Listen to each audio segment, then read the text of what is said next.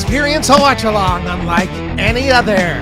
You are about to relive one of the most infamous matches ever through the eyes and ear of one of the all-time greats in professional wrestling. You are watching IRFB exclusively on Premier Streaming Network. Hi, everyone. I'm Efren, and let's bring in the star of IRFB, one of the true all-time greats in WWE history, Mike Chioda. Thank you, Efren. How you doing, brother? Mike, How's everything? Final show of season 1. Yes, love it. Yeah, ready to get into this, man. Another Shane Randy Orton versus match. Kurt, Candice versus Beth, Undertaker versus Goldberg, and Brock versus Randy. What has been your favorite discussion show here on IRFB? I want to say the Kurt Angle. Oh, the Shane first McMahon, one. First one. And I think every one of them was pretty interesting, where Kurt Angle and what they went through, how Vince was so pissed off, with Shane going through the glass, and several times it didn't work, and where Vince was freaking out and just telling him to stop. But I knew Shane didn't want to stop. I knew Kurt didn't want to stop, and those guys were going to go through everything. So therefore I wasn't going to stop anything. The Candice match, Beth Phoenix, that was interesting. That was probably one of my worst calls I never made, ever made, not stopping the match, so. And then, with Goldberg and over in Saudi Arabia and Undertaker Goldberg, that was a match that just went totally wrong that night, just totally wrong. Expected better expectations of that match, but the results weren't that great. Those are 3 of my 5 favorite too, Mike. Just say, yeah. I mean, and with the Randy Orton and Brock Lesnar match, not knowing what was going on, that was the first time in my career I pretty much didn't know what the hell was going on, pretty much for the finish and everything. So, that was great insight last week. All the weeks. Yeah, awesome. That's why we're doing this. Tonight's show will complete season 1. All the matches that Mike just talked about of IRFB are available on demand right now at premierstreamingnetwork.com. Tonight's episode of IRFB is sponsored by our season 1 sponsor, Central States Wrestling. Central States Wrestling, the last independent territory. You can find them online at cswwrestling.com. Mike, I have promised our friends at Central States Wrestling that we will be getting you out there for one of their main events with special guest ring announcer, me. Nice. My man, Efren Blackjack. Mike Chioda and I will be a part of a future Central States Wrestling show. More information to come via their website, cswwrestling.com. Mike, we finish out season 1 of IRFB covering Mick Foley versus Randy Orton from Backlash 2004. Yeah, it's another match. Randy Orton took another ass whipping, boy, what he hung in there. That's for sure. Here are your time codes. Peacock users, you will go to Backlash Season 6. Your time code, 1 hour, 3 minutes, 26 seconds. 1 hour, 3 minutes, 26 seconds. International overseas users using WWE Network, you will go to Backlash April 18th, 2004. Your time code, 1 hour, 3 minutes, 11 seconds. Again, international users, 1 hour, 3 minutes, 11 seconds. Grab your remote, keep your finger ready to hit your pause button. Watch for this countdown clock right now that you see on the screen. I will count you down to let you know when to freeze and when to resume the show. We're going to freeze this match 18 times tonight, Mike, to 18. Analyze the moments. This one's going to... You know the drill. Once again, you should be there already. Here are your time codes. Peacock users, Backlash, Season 6. Time code, 1 hour, 3 minutes, 26 seconds. WWE Network users, you will be going to Backlash April 18th, 2004. Your time code, 1 hour, 3 minutes, 11 seconds. Again, 1 hour, 3 minutes, 11 seconds. Mike Chioda, are you ready? I'm ready, brother. Let's do it, Blackjack. Again, yes. For the final time this season, let's thank the official sponsor of season 1 of IRFB, Central States Wrestling. Find them online at cswwrestling.com. IRFB on Premier Streaming Network begins in 5, 4, 3, 2, 1, play. It is April 18th, 2004, Mike. We are at Rexall Place, the former Edmonton Coliseum, also known as the house that Gretzky built. WWE has held 2 backlashes outside the United States, the one we are watching right now, and in 2023 in San Juan, Puerto Rico. You are looking at 24-year-old Intercontinental Champion Randy Orton. As of this taping in 2023, this is his first of 7 Falls Count Anywhere matches and also the first no-holds-barred match in his career. He has held the title for 4 months, defeating Rob Van Dam in December 2003, and isn't being embraced by the fans, Mike. Talk to us about your relationship with Randy Orton. Yeah, man, I had a great relationship with Randy Orton. We hung out. We traveled a lot on the road together overseas on the tour buses. And at this point, in 2004, here's a young Randy Orton, and they looked at Randy Orton as, a legend, a secondary legend, in the business, coming off his father, Bob Orton. He was going to be the face of this company. And they wanted to build him up. And, there was guys, a lot of guys that he'd worked with, Evolution with. It was Ric Flair, Batista and certain guys in Evolution that just were kind of coaching him. And he was just, and at this point in his career, he's traveling a lot on the road too, 20 something days a month, holding the business down. Even when Cena came in, Randy was the other face. 8 seconds. 5, 4, 3, 2, 1, freeze. Mike, I have frozen the shot on a wide shot of the arena. If you look into the ring, you can see you are presenting the belt to hard camera and to the audience like you do before every match. Hard habit to break, Mike, knowing that this is a dead giveaway, that the match is going to start right away. Exactly. Hard giveaway. So when you're holding up that title and it's going to be a quick start to the match. So here's Randy Orton coming in, young Randy Orton, and never really been in the ring with a Mick Foley anything goes match, and here it is. This is just like a straight up hardcore match right here. So and here's Randy Orton in Mick Foley's world. Did you have a relationship with Bob Orton? No, I did not. Okay. What do you remember about his IC title push right now? About Randy's IC title push? It was just a one step getting up to the WWE Championship at this point, So, usually back in them days, you went through the IC title and then you'd making your way up to the WWE Championship title. So at this point, like I said, he's the young face of the company right now, building Randy. Whether like Randy's doing the job in this match, but you have no idea. It's this kind of a match could build Randy up more than it did. That's a great line. Let's start again in 3, 2, 1, play.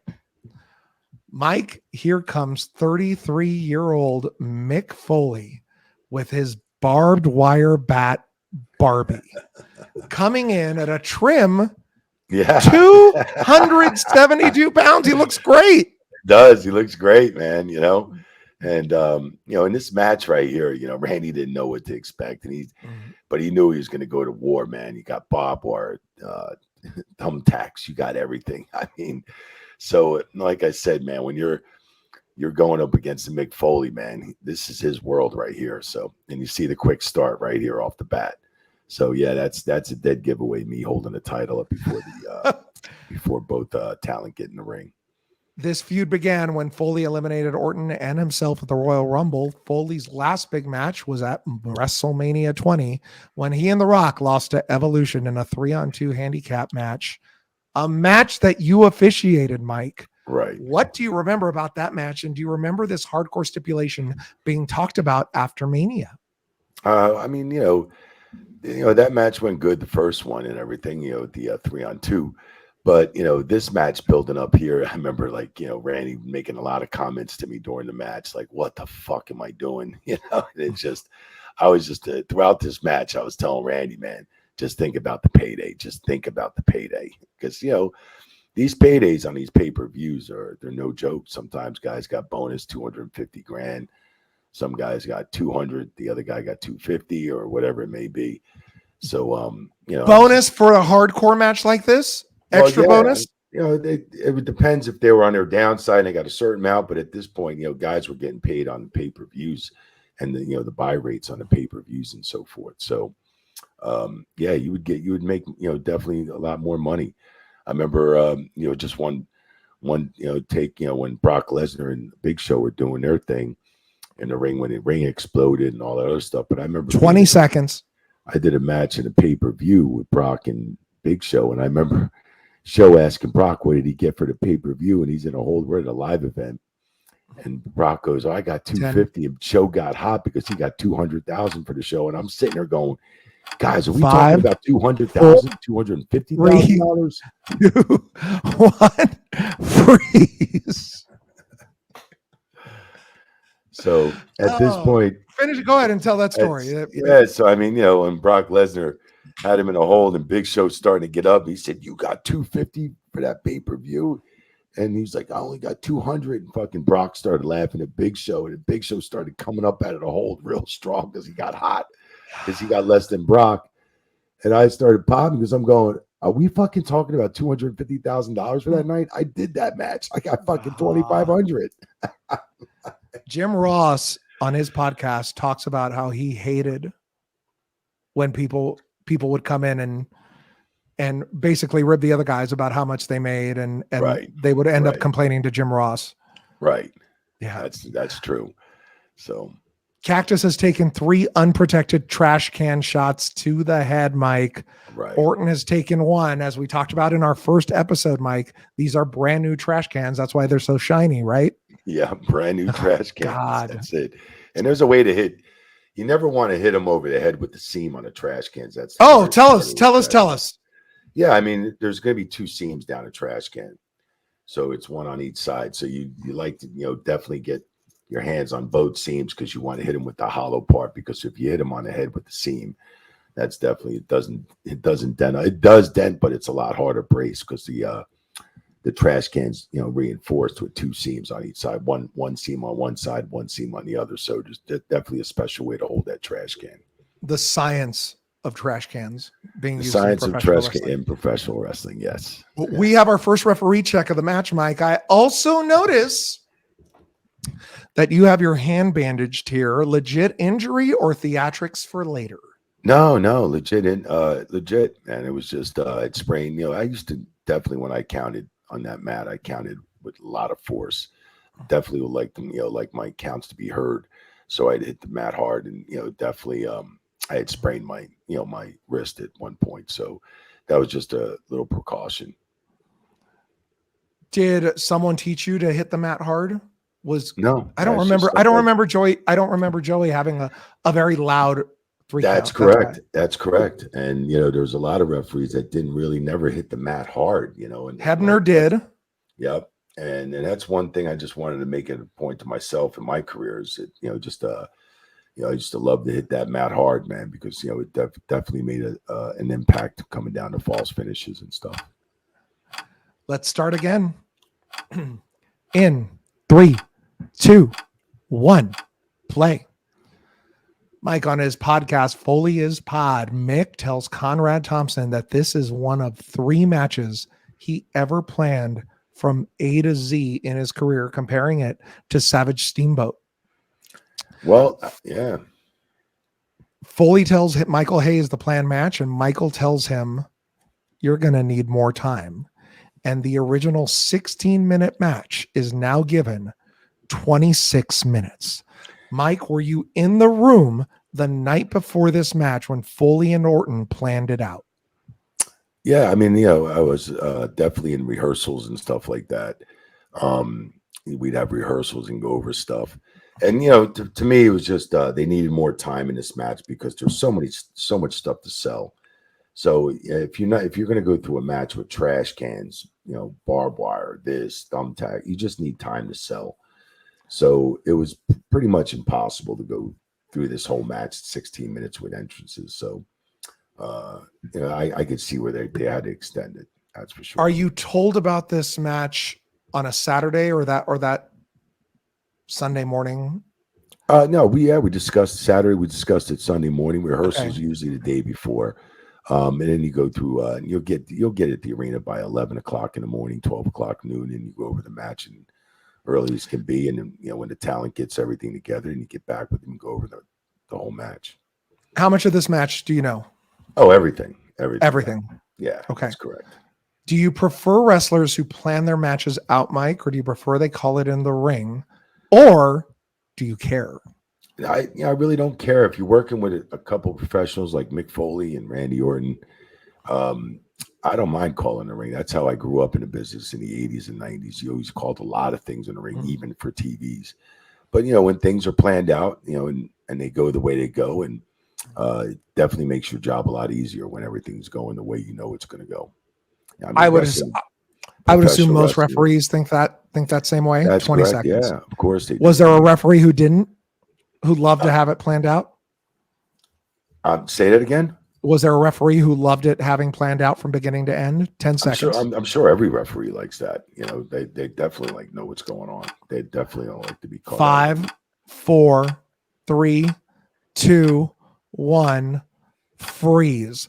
Ouch. Let me get it. Do you think most referees like to have it called in the ring rather than have an A to Z I script? think a lot of referees these days would probably like the A to Z script. Really, but not back in the day. Yeah, back in the day, I mean, you were used to calling shit in the ring. That was how you did it, really. And you'd go over matches too, but a lot of stuff was called in the ring at that time in the 80s and 90s. That's for sure.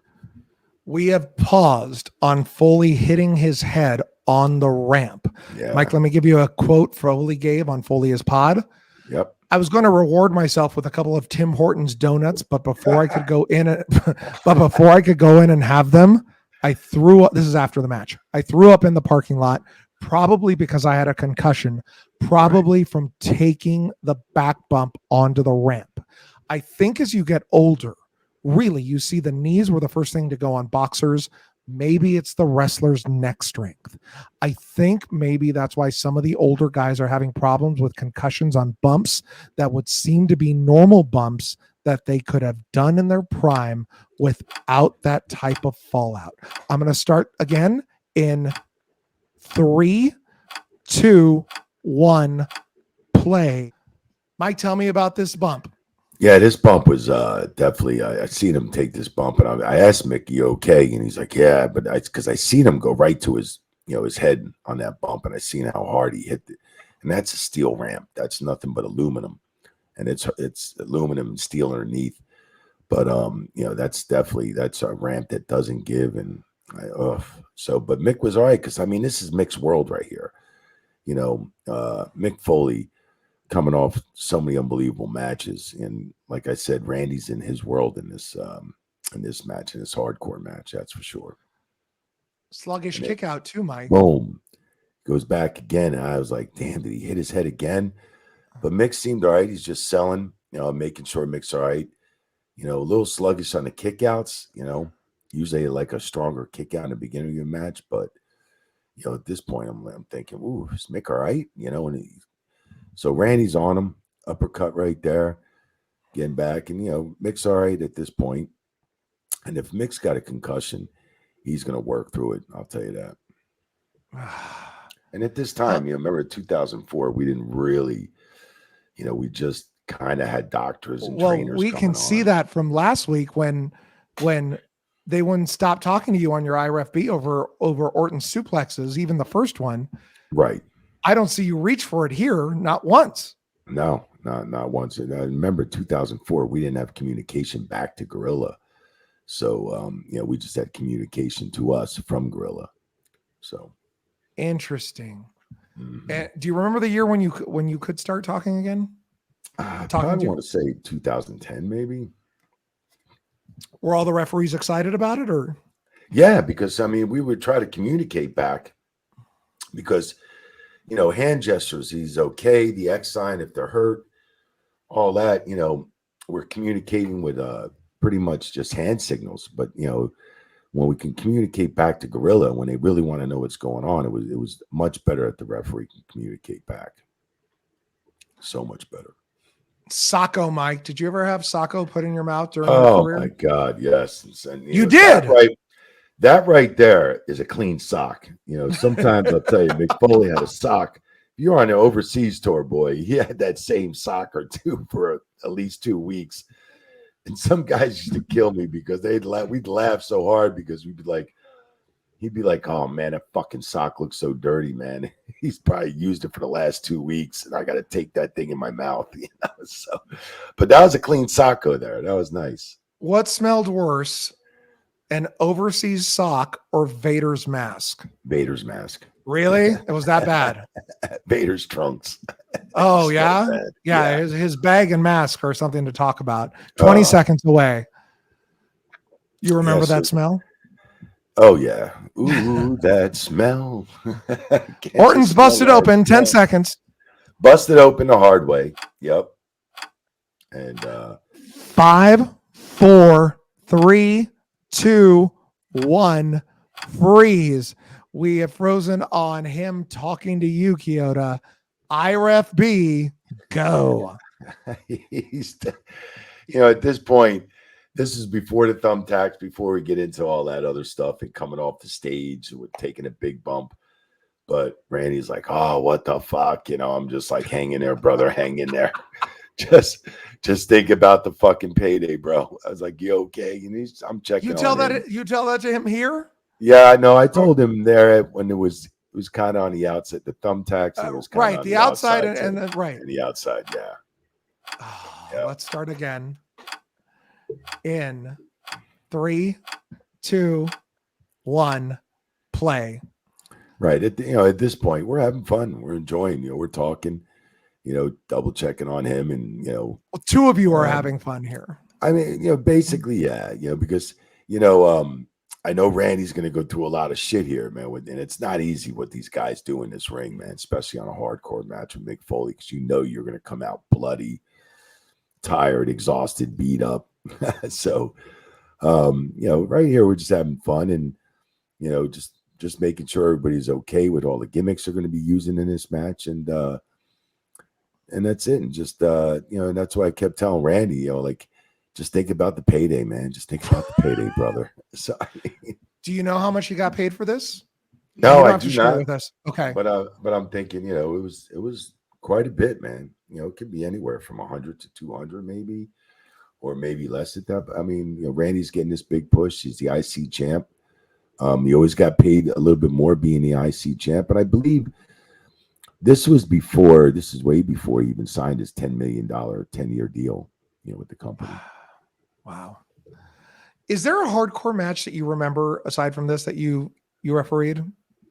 Oh yeah, there's plenty of them. I mean, hardcore Holly. I mean, there's tons of matches. I've done other matches, hardcore matches with Mick Foley and so on. So yeah, I've done a ton of hardcore matches. You remember any moment specifically from those? Look, that's good training. Right into hard camera. Right into hard camera. Dead That's center. where they want. That's it. That's where they want it. Right in the hard camera. That's good NXT training. 20 seconds away. Yeah, so shirt comes off. Shirt comes off. 10 That's seconds. 7, 6, 5, 4, 3, 2, 1. Freeze. We have paused it right in the middle of you doing a pirouette with your back turned to the camera. Mister, you don't want to react too much. How does one take a barbed wire shot to their stuff, Mike? To their stuff, to the nuts, right? Now I'm thinking, Yeah, how do they shit, do it? I mean, I don't oversell too much, but shit, when that leg came dropping down and that barbed wire's right over his nuts.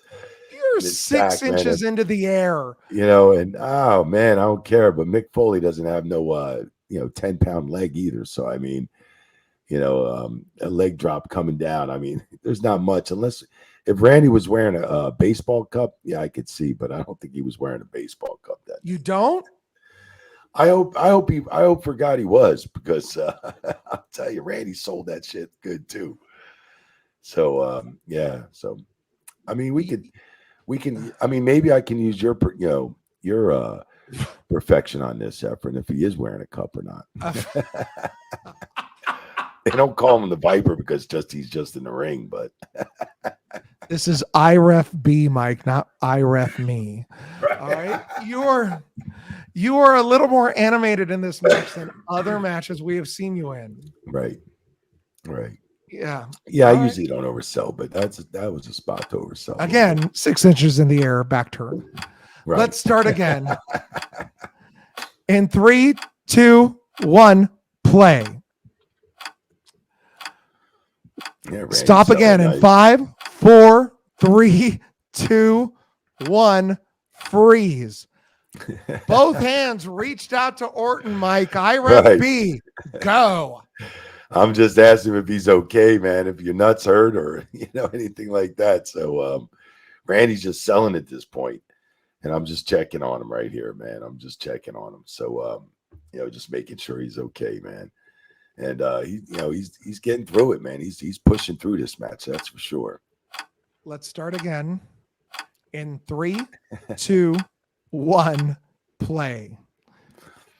Yeah, I'm just asking him if he wants to give it up. Do you want me to ring that bell? Do you want to quit? So of course, just getting that. Of course, Randy's not quitting at this point. So this lull that you see after the nut shot, Foley's gonna walk around, figure out what to do. He's gonna go under the ring in a planned break and pull out a gas can. This is all designed, Mike. Yeah, this is all stuff that's laid down the ring. So Mick can catch his breath, he says. Right. Is he winded at this point? Do you see anything, or do you remember? I don't remember really Mick being that winded at this point, unless that, maybe, that concussion got him a little bit, where, it just got him in the beginning. 20 seconds as he pours gasoline onto quote unquote Barbie. You're not having it. Oof. 10 seconds. 7, 6, 5, 4, 3, 2, 1, freeze. Here comes Eric Bischoff to in a planned spot so Foley can catch his breath. Mike, how was your relationship with Eric Bischoff, and what did you think of his run in WWE? Are you trying to give me a signal, or do you have an itch? Oh, no. Oh my God, he's like this. He's doing this, folks. Like we've seen all in season 1. That's it. Oh my God. What was that? Let's start again in 3. Let's start in 3, 2, 1, play. Yeah, I mean, what's your relationship with Bischoff? Bischoff was just business relationship. That's all. It was just, never hung out with Eric, never traveled with him. It was just a business, only known him for a couple of years at that point. When Bischoff came over to WWE at that time, it was just, I believe he didn't have a very long run, did he? Bischoff with the WWE. But he had a great spot. So he had great heat in the business and professional wrestling coming over from, WCW. 20 seconds. And, I think he had a great spot being a general manager type thing on Raw and stuff like that. So, but 10 seconds. As far as here is what's the next move, for Mick 5, Foley, you know. 4, So 3, 2, 1, freeze. yeah, see here, this was a little weird, I thought, because somebody handed Mick Foley the cooking tray, the cookie tray. Like From the crowd? no, it's just from the Oh, bottom. If you go okay. back and watch that, it was just like somebody handed it to him. So, and I kind of turned and I was like, what the fuck's going on here? Like, because usually the talent would go out and get it. But I think Mick couldn't find it. So somebody had to hand it to him.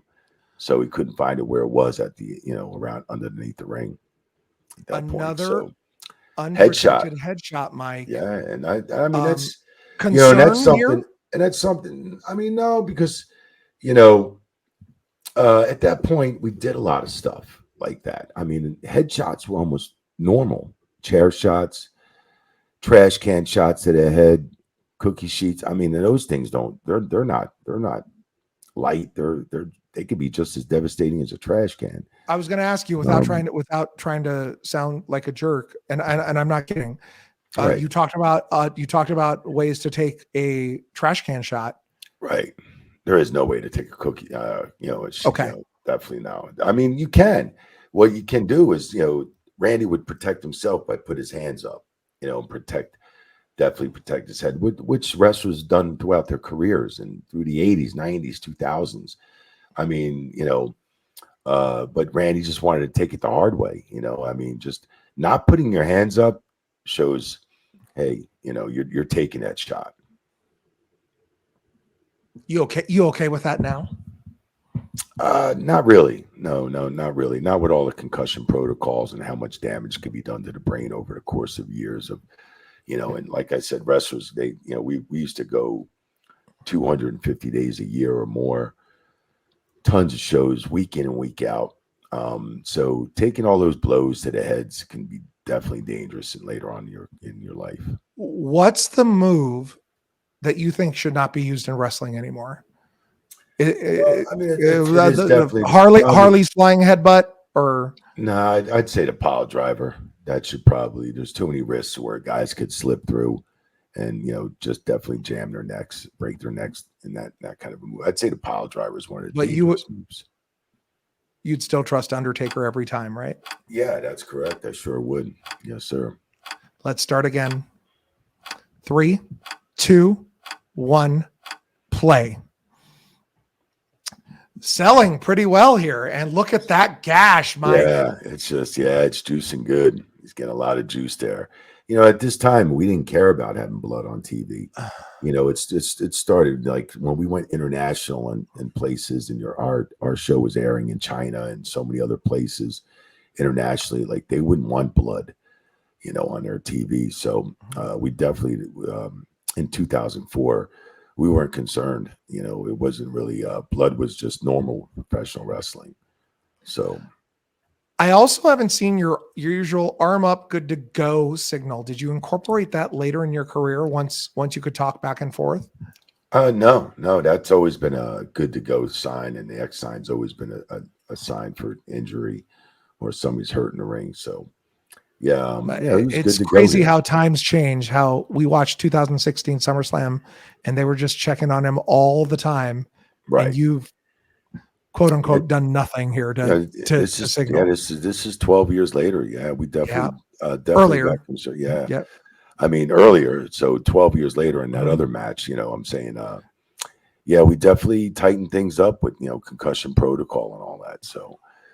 In this spot right here for Mick Foley, man, it wasn't easy. Jesus. I mean, just, over the barbed wire, just rolling all over it. It's just like, and the scars on Mick Foley from over the years of him with all these hardcore matches and barbed wire matches. It's unbelievable. These guys. As powder went into Mick's eyes, he says the following on Foley's pod. He says, Vince knows ahead of time, I want my toys. He hates the powder as a cutoff spot, but grants it to us. Wow. Any truth to this, Mike? Do you know that about Vince and the powder? Yeah, I just hated kind of the powder and type of Muda stuff, like, where you're just spitting in the guy's face for a finish or something like that. He kind of did. Yeah, he didn't agree with stuff like that. Like there'd be certain wrestlers from Japan and, stuff like that would be spitting out stuff, but he just didn't like that stuff. He didn't like the powder or kind of as a stoppage or, kind of a turnaround in the match or a finish. Are you still setting up the ring at this point? Yeah, 2004 it was, yes. Okay. Mm-hmm. Who's putting the barbed wire under the ring? There's the barbed wire is made by the backstage guys we used to control, like Nick Daw and all those guys. God. So they had a special crew that would they would do the barbed wire, tack the look barbed at that wire gash, Mike. Board. Yeah, that's rolling all over that barbed wire stuff. It's unbelievable. So like I said, this is Mick Foley's world, and he never had to worry. He never had to worry what he was going to go through, and like I said, I think he called this whole match too. I'm pretty sure he called this whole match. Like I said, this match was his world, man. So as his arm gets grated, I'm reminded of his family and Beyond the Mat. Did you watch Beyond the Mat, Mike? No, not with that situation. You've never seen it? No, I've seen Beyond the Mat. Oh, okay. I've seen that. But were you close with Foley's wife, Colleen, and remember her reactions from Hell in a Cell in the Royal Rumble? No, no, not at all. No. Yeah, I was too focused on everything else. I didn't really focus on her reactions. I didn't see her reactions. No. Did you know her like outside of? No. Okay. Here come the tacks, Mike. Yeah. There's a ton of tacks in there too, man. A ton. I'm stupid question. Can you gimmick them in any way? No. Like half of them. I mean, you could bend them down if you wanted to, but we go. They didn't do that. No. Sterilized? I don't even think they were sterilized. Okay. That's a good question. But no, I don't think they were. You're in charge. You're 20 seconds away. Here, sterilize these, Bruno or whoever, right? I mean, that would have been a job, right? Oh man. 10 seconds Now when I see Randy, man, this is where 5, 4, 3, 2, 1, freeze. IREF beat Chioda with your hand to your ear. Go. Yeah. They're like, is he okay? Is he okay? And I'm like, I'm looking at all those fucking thumbtacks, at least 50 plus thumbtacks all over his back.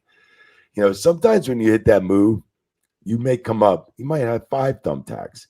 But in this situation, he had about at least over 50 thumbtacks in his back and everywhere, man. I was like, what the fuck? Yeah, they're just asking Foley me right do this with his shirt on. Right. Randy's got it off. But, I mean, if a thumbtack's going to go through you, it's going to go through you. What kind of a question is he okay after he gets dropped into 1,000 tacks? Seriously. You'd have to ask Billy Kidman that one. Okay. Great reaction. Foley tells Conrad Thompson, you can't fake the shock he was in. No. When Randy asks Mick about how to take the bump, Mick says, 1,000 of them doesn't hurt that much worse than 1 or 2 in your hand. Yeah, that's true. So we're going to restart and stop again real quick in about 5 seconds. Let's restart in 3, 2, 1, play. Here comes a quick stop. 4, 3, 2, 1, freeze. You okay, brother? I'm just going, you okay, Randy? You okay? He's like, fuck. I mean, I'm like, holy shit. Look at his right hand. He has the middle finger set. Oh my God, brother. I mean, look at his elbow. And he has them in his hands. He has them in his hands. Elbows, back, all over his back. He had over 50 more, at least plus 75. I mean, it was fucking, there's a lot of thumbtacks in your body at that point, man. And that initial fucking hitting those thumbtacks has got to be painful, because I remember hitting the mat and getting a couple thumbtacks into my hand, and it fucking hurt like shit. And I'm thinking, God damn, imagine being backdrop with no shirt on into these tacks, Let's start again. 3, 2, 1, play. He's gashed open. And look at all him on his ass. I mean, we're talking maybe 75 to 100 thumbtacks. Yeah. Then he rolls him up into the thumbtacks. Yeah, he should have rolled him up more so into the tacks. I mean, might as well. Well, I mean, about the tacks are over his back. He's pushing, Yeah. force back into him. These things are in his fucking back. So I'm No like, one holy ever shit. talked to you about gimmicking them, right? No, not at all. Oh, that's Not crazy. at all. And This and is let's not not forget Foley's left arm, which is Well, see, look at that Randy's hand. he's taking him out. Yeah, that's He's got to regroup, take some out. I wanted to fucking brush him off him, but I couldn't do it at that point. But this is the second planned break of the match for Foley to catch his breath and help Orton get some of the tacks out. Man, he may have got 2 out at that time, maybe 2 or 3. Fuck, I know he's picking him out of his hand, but shit. They go backstage for a quick second. You think it's going to go backstage, but it doesn't. Right, comes right. Do you know who's back there? Who's back there right now helping him get those tacks out? There's just some doctors up there or trainers or something or there's talent. 20 seconds up there. You're talking. See, now they left a lot of them on his back, but I got some of them off him too. Yes, they're gone from the hand now. Yeah, and they're gone from the ass. 10 seconds. So he's still got something. This is thrown into the wood. 5 with a 4, 3, 2, 1. Freeze. We paused it with your hand cupped to your IRFB as you run down. Yeah. Go. Check on Randy. Let me know if he's all right. Is he okay? Is he okay? So, of course, I'm rushing right down there to go check on Randy. Again, this is what I'm telling him. I love you. These are the stupidest questions. Of course you're going to go down there, right? Right. You're not. So I don't get it. Well, they want word. They want word right away. As fast as they can get it. And they know I'm the one to get down there and you're Mike Chioda. Of course you're going to do it. Right. Of course. So and of course that platform was staged and stuff, but still there was some cushion underneath it. But that's still a hell of a bump with all those thumbtacks and you're landing on your back anyway. And this is where Randy's like, what the fuck? Let's get you down there. Quick restart after we start again. 3, 2, 1, play. We're going to stop again in 7, 6, 5, bang, bang, 4, 3, 2, 1, freeze.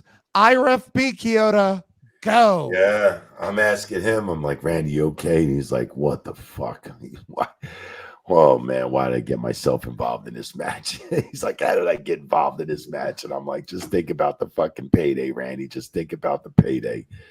And that's all you can do at that point is think about, and hopefully you get a hell of a paycheck for that thing, So, hell of a bump. Foley says that Orton tells you the following. Chioda, those tacks were a bad idea. Yes, he did. He said, and then, that's what he goes. Because he's getting bounced around with the tack still in his back. And he's just like, these fucking tacks are a bad idea, Chioda. And I'm like, I know, Randy. Just think about the payday. That's all I can. Oh, man, So, I'm just thinking for Randy. As long as Randy's okay, everything's good to go. Like nobody said this hardcore match was going to be fucking easy. Let's start again. In 3, 2, 1, play. Yeah, I'm just checking on him here. Just checking on him. He's okay. So now I'm calling for help for other referees and stuff to come out. Trying to make this, this spot. Here's Chris Brennan right here. He's a trainer. He's one of our head trainers for WWE still to this day. So tell us about Chris Brennan. Oh, great. Did we see him in the last match in Orton versus Lesnar? We didn't. No, we did not. No, we've seen him. All right, tell us about him. Chris Damon. This is Chris Brennan. Very good guy. Love Chris, man. Had a great relationship, work relationship and everything with him. And just a great guy, besides him being a Cleveland Browns fan, I was always a Steeler fan. And we talked a lot of sports all the time. Just a great guy. And he used to always help me with taping up my ankles and so forth in my career and stuff. But Chris has always been there for me. Great trainer. There's Jack Doan. 20 seconds. Chad Patton. Young Jack Doan, young Chad Patton. Right. Look at that.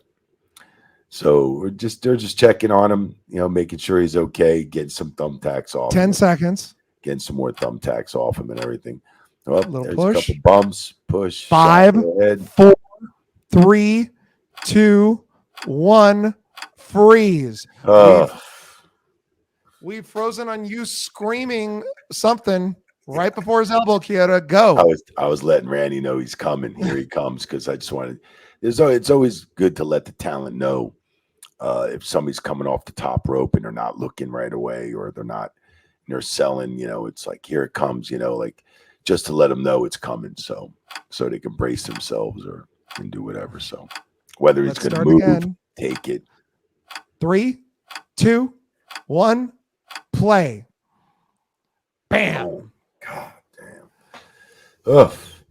Yeah, Foley will say this is the best elbow of his career. He also says that the original plan was for this bump to happen on a steel gurney.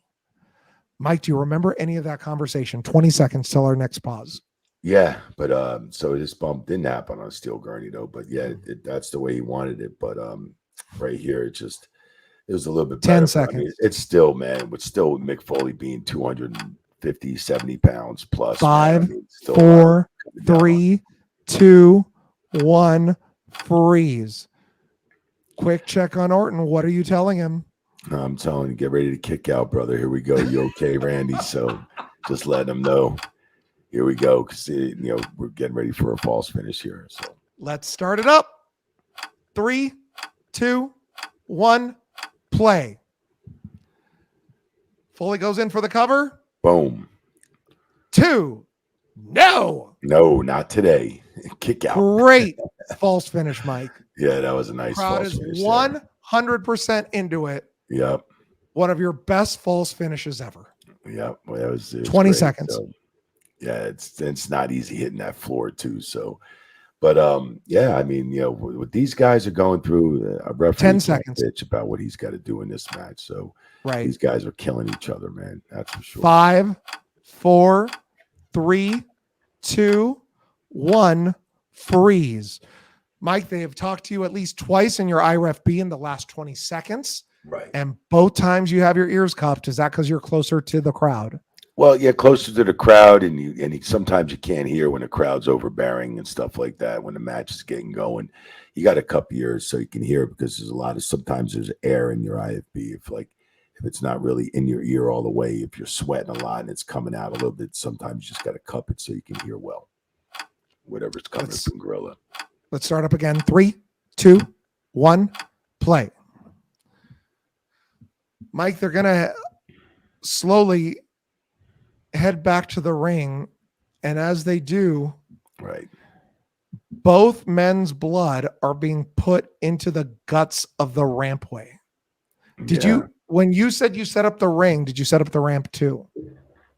No, I'd never set up the ramp. That'd be a different crew. And okay. Everything. See, if you notice one thing, when the guys were bleeding here early in the match, especially Randy, and then there was no gloves back then in 2004. If you notice, right. I never reached for my gloves and never put them on this match. How many ramps could the truck carry? I imagine not many. No, we'd have at least WWE at the time had 16, 18 big wheel trucks, big wheelers. So they'd have like the ramp. It would be on one truck. That's for sure. Right, but you didn't have a backup ramp, did you? No, not at all. Okay. How does one clean a bloody ramp after the show? Where? In the arena with a hose? Like, seriously? No, they clean it with probably just cleaner and just bleach and water or something like that, just to clean the blood off. Or 20 seconds. Is that the setup crew's responsibility? That's correct. Yeah. Wow. Who knew?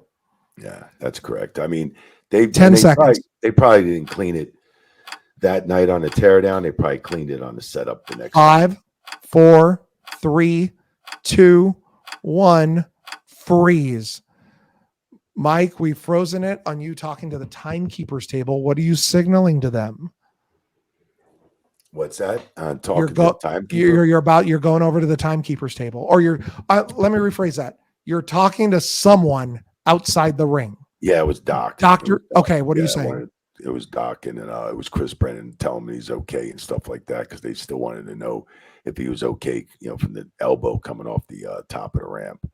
So they just wanted to make sure he was all right. And I was like, yeah, he's okay. But there's no chance you stop this match, right? No, Ever. But still concerned about the talent, though, right? Isn't that weird to you? It's a little weird to me. Not in 2004. It was a little bit different. Like I've explained, Efren, in those years, we didn't care about the blood. We didn't have to put on gloves. There was, it was 2004. Like, when everybody was getting chair shots. There was chair shots involved, trash can shots to the head. And those things, if it wasn't really called a concussion back then. It was almost like, oh man, I got my bell rung. No, I'm not taking anything away from that. I'm just saying I'm really starting to see why they didn't tell you anything during Goldberg Undertaker. Right. Because they're not going to stop this. Right. Ever. So, I mean, and they're not going to stop Goldberg and Undertaker. Right. There's a lot of money on that table that day. Everybody was getting paid. Goldberg $2 million, Undertaker probably $3 million. That was the main event. We were getting paid. The company was getting paid $50 million a show in Saudi Arabia, so they had to come through. So, yeah. Let's start again. 3, 2, 1, play. You're trying to avoid the tax, Mike Chioda. Oh, hell yeah, I am. You don't want to step in those things, and you don't want to. But I wasn't worried. They never really can really go through the bottom of the sole of your sneaker, but you still want to avoid stepping on them things. So, how do you gimmick this barbed wire board? I didn't gimmick it at all. You don't gimmick a barbed wire board like that. That was just that was something you don't gimmick. That's for sure. It's barbed wire. Cut off some of the pieces up front where you can cut off. Maybe you could, but I don't think they even did it in this situation. Because if you remember when Mick Foley rolled over that board and everything, man, his arm was all cut up. 20 seconds. So, see right here, bam. I mean, that's just pure. Look at your reaction. Yeah. 10. Yeah. I'm just like, what? 7. Here comes 6. Sacco. 5, 4, 3, Bam. 2, 1. Freeze. Yeah, there's that dirty ass sock, but it's a clean one. That's a clean We've frozen right with there. your huge facial reaction to Mr. Sacco. Right. Pirouette earlier, Mike. The face you are making right now, your reactions are like nothing we've seen you do. Look at fucking Randy's. him and my reaction. That's a shot right there, boy. Look at that. Eyes wide open. His mouth is stuffed. My mouth is wide open.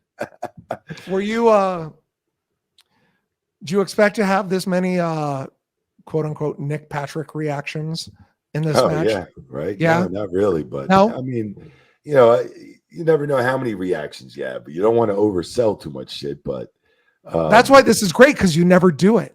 Right. You never do it. Yeah. So I mean, that right there was just like, holy shit, Sacco. Let's start again in 3, 2, 1, play. So you did take a sock in an international tour. Oh, I have, yes. One of those dirty ones too. Yeah. Randy's selling really well. Look at you talking to him. Still mouthing stuff to him. Yep. Gets out of it here. Upper forearm, uppercut. Low blow. Nice. Look at the tax. Look at the tax on Foley's shoes. Yeah. And again, another nice hard camera shot. Oh, I had a ton of tax still in my feet at the end of the night in my shoes. Do you get new shoes after this? No, you just 20 seconds. Just pull them out. That's it. Boom. RKO. out of desperation. You're talking Wasn't about the selling. talent. Mm-hmm. 10 Yeah. seconds. 6, 5, 4, 3, 2, 1. Freeze. Yeah, I got quite a few tacks in my hand. I was like, Talk thought I to had us. an open clearance, man. But it's just if you watch on the first count, you see how many tacks popped up out of the mat. That's how hard I hit it. So, yeah, if you come down on tacks hitting the mat real hard, man, you're gonna feel it. I definitely felt it that time. That wasn't just that was straight selling right there. Let's start again. 3, 2, 1. Play. Yeah. Good thing you had that bandage on then, right? Yeah, and it still fucking went right through it. I mean, it didn't Uh, even matter. So I was like, shit, and why not? I mean, if it's something real happens in a ring and it hurts, why not? Put it over. It's not like it's taken away from the match. I'm just putting whatever's real in there. That really happened and it really hurt. So, but believe me, not as much of what these guys went through. That's for sure. and at 23 minutes, 3 seconds, Randy Orton defeats Mick Foley. Right. In 2022, Mike, WWE celebrates Randy Orton's 20 years with the company. Talking about this match, he says this: I thought it was really, really special for Mick Foley to come out of retirement just to work with me. I'm so grateful for so many superstars that took the time to help mold me and to, who I eventually became in this business. And Mick Foley is at the top of that list, along with Triple H and Ric Flair for helping me get there. Without them, I wouldn't be here. I became a man that night thanks to Mick Foley. Wow, that's awesome. Those words, those are perfect words right there. And there's Batista. I mean, that was said very well. It was very well said. So I mean, with Randy going over, even though when like I said in the beginning, like you think with Mick Foley in his world that Mick Foley would be going over in this match. 20 seconds. Mick Foley came out of retirement, did this match, and put Randy Orton over. So and here's Randy, like they're carrying him back. They want 10 seconds. He went through war and still got the W in this match. So 5, it was awesome. 4, 3, 2, 1. Freeze. Mike, tonight's final pause has you with one finger up to the timekeeper's table with a bloody Mick Foley holding up Barbie. IREF-B, Chioda, go. Man, I don't remember that shot holding that one finger up doing that. I don't know what I was saying, but yeah, I don't know what that one finger was over there. So okay, because I was going over to timekeeper and I have no idea what I was doing there, to be honest with you. All right, let's start again in 3, 2, 1, play. Orton says that he has taken more seriously after this night as the fans saw him, quote, bleed for them. Do you agree? Yeah, I do. They both bled. And they both put their bodies on the line in this match. And they would, look at Mick. He's bloody everywhere, and then in that spot right there, that was the best right there. Just to see, Randy's reaction and just, I know it didn't feel that good. That's for damn sure.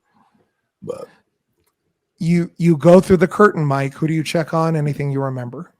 Yeah, just everybody was clapping. Everybody was, it's like applauding, standing ovation. Thanked Randy, thanked Mick Foley for the match and everything. Everything went great. The match went as planned, and it was just it was a good finish. Everything went well and successful at the pay-per-view, man. You tell us about how you always go and say thank you for the match. What do the wrestlers, let's say in this case, what do they tell you?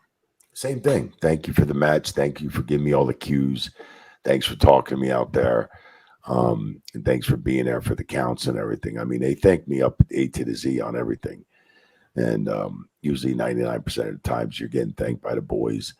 And, when there's a fuck up or if you fucked up, you're getting reprimanded. And we discussed it at the end and what we could do to make it better on the next match, So, they're thanking you and just as much as I'm thanking them, because it takes 3, to get the match right in there. You do the same thing for an opening match and those guys? Oh yeah, for every Okay. match. You thank everybody. That's for sure. I mean, the boys, like I always said, the referees comp tickets, we don't sell tickets, and we're making our money off the talent that's making the company money. And then we're in there making money too as well. We're working with and for each other. Are you in the room again when the doctors are checking on them? No, I mean, I just go in there, I'm in the room real quick, saying my thanks and everything. And if there's anything, I may get them a bottle of water or get them something they need or something like that, or, so forth, or whatever. We know how you referees like to get bottles of water. Yeah, right. And Michelle Phoenix, yes. Mike Chioda, final thoughts on Mick Foley versus Randy Orton at Backlash. Man, like Randy said, Randy couldn't put it any better on that. That's the night he became a man, and that was awesome. Mick Foley coming out of retirement. Here's 33-year-old Mick Foley against 24-year-old Randy Orton. And like I said, Randy was the becoming the face of the company at that time, and Mick Foley made Randy Orton that night. So so it was great to be part of that, being the third man in the ring. So it was an honor. It was an honor because it's one of the most memorable matches in my career too, as well. Now, more than ever, we want your feedback. What did you love? What can we improve on? Do you want a second season? Let us know. Find us online at Watch on Premiere on X Twitter and on Instagram and Threads at Premiere Streaming Network. And remember to use the hashtag IRefB. Mike, where can they find you and your merchandise store? Man, the merchandise store at ProWrestlingTees.com, and find me on Twitter, Instagram, and everything, and Facebook. So MikeChioda.com, and you'll find me out there. So on Twitter, it's at MGC Chioda, and Instagram, Mike Chioda, and then my Facebook business page, fan page, will be Mike.Chioda. So get in touch, and hopefully there's a second season there, Efren. And that will put a wrap on season 1 of IRefB here on Premiere Streaming Network. Mike, what'd you think? It's been an honor, man. Yeah, it's been an honor. This is definitely definitely love being the third man in the ring on the IRefB show. I think it's a fantastic concept of being able to give my opinions and my sides of the story, and being in there with the talent. And during these matches, I've done a ton of iconic and legendary matches in my career, and it's just great to be a third man in the ring in there and just explain my side of the story, being in there. Thank you for generously giving your time for this.